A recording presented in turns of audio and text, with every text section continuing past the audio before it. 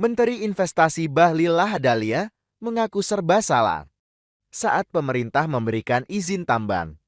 Bahlil menyinggung pertama kali dirinya menjabat sebagai Menteri Investasi. Saat itu Bahlil mengatakan dia diprotes habis-habisan karena memberikan izin tambang ke perusahaan asing. Sekarang pemerintah memberikan izin kepada ormas keagamaan untuk mengelola. Tambang juga diprotes. Jadi kita ini jangan sedikit-sedikit itu kita punya niat baik dikaitkan lagi dengan politik. Kamu ingat dulu ya, saya waktu masuk jadi kepala BKPM, saya diprotes habis-habisan. Kenapa IUP hanya dikasih kepada konglo-konglo? IUP hanya dikasih asing. Sekarang kita mau kasih organisasi kemasyarakatan, ribut pula. Maunya apa sih sebenarnya? Politik udah selesai kok.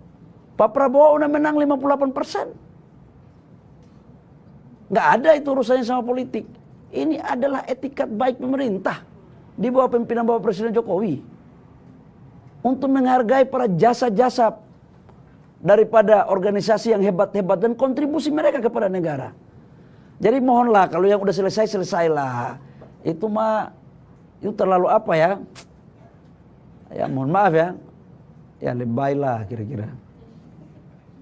Saya nggak maulah dikait-kaitkan karena ibu saya ini NU.